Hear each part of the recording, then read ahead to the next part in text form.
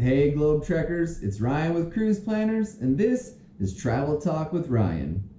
With Mardi Gras fast approaching, I thought it'd be cool to do a two-part series on the Big Easy, New Orleans. Stay tuned.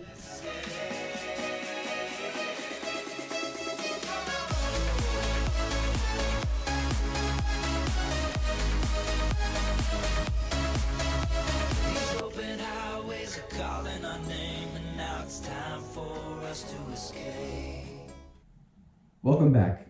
With Mardi Gras on February 25th, we thought it'd be cool to do a couple of videos about my favorite city, New Orleans.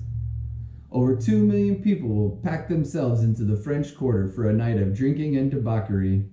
Pretty fun if you're into that sort of thing. But the Big Easy has so much more to offer. This week we'll take a look at some of the places to visit while you're down there, and in 2 weeks we'll show you some of the food and drink that make New Orleans famous. Come on, let's take a look.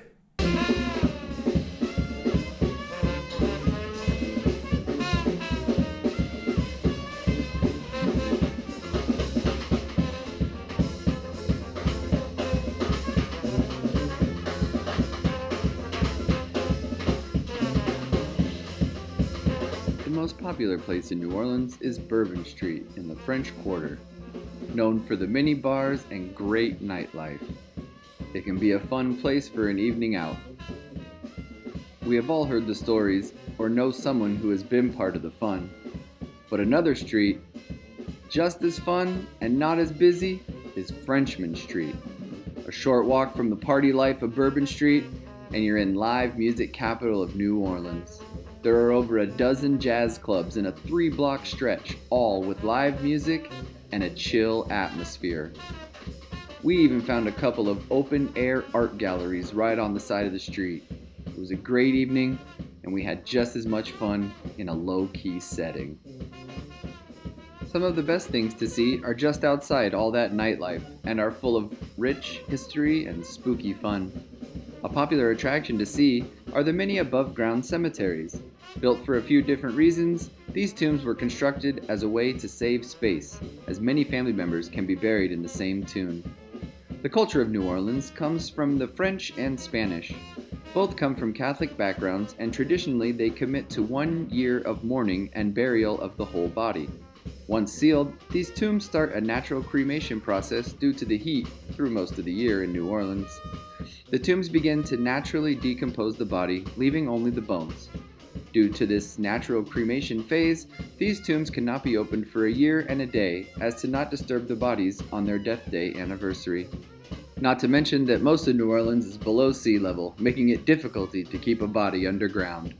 Just as a side note, if you want to visit some of the more popular Catholic cemeteries, you must go with a licensed guide, as you're not allowed to just walk in. Thanks, Easy Rider. For some nighttime fun, I recommend a ghost hunting experience. Lots of paranormal activity is said to occur around the Big Easy, and there are plenty of tours where ghost hunting is the main focus. Take paranormal readings with electromagnetic detectors and hunt with dowsing rods, copper rods that can detect changes in energy field. Take lots of photos, as you never know what haunting event you may capture. One suggestion for a low-key day in New Orleans, especially if you wake up late from a night out, is brunch on a steamboat. The Steamboat Natchez is the oldest working steamboat on the Mississippi River and runs twice daily for brunch and again in the evening for dinner.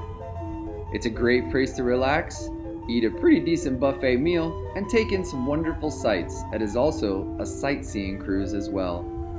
There's also a local jazz band on board for some great music and dancing, all at a reasonable price. If that doesn't float your boat, I suggest taking a walk through the 1,300-acre city park, complete with an art museum, a sculpture garden, a lake with swan paddle boats, and some of the most beautiful Virginia live oak trees, one of which is over 800 years old. What an amazing sight to see. It's a beautiful place for a relaxing stroll, a picnic lunch, or a nap under one of those live oaks.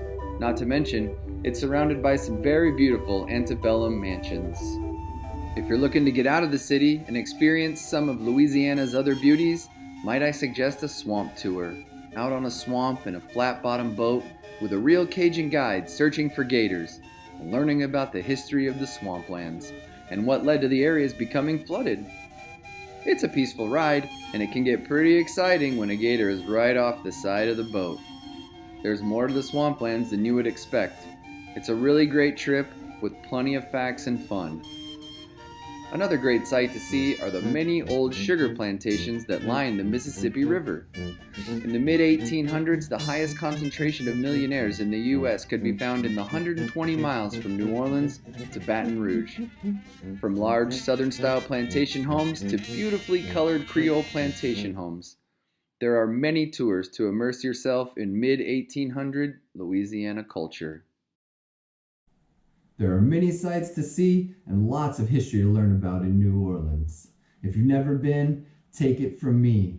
It's not all drinking and tomfoolery. There's a rich history, plenty of culture, and some of the best food and drink in the U.S. But that's next time. If you like what you saw today, go ahead and hit the like button. Go ahead and comment down below on things maybe that I didn't talk about. We could do another video in the future about New Orleans. I love this city. Also, I'm going to post a link down below for Viator, a travel company who provides lots of tours and little day excursions from anywhere you could think of in the world. So click the link below, check it out if you're planning a trip in the future.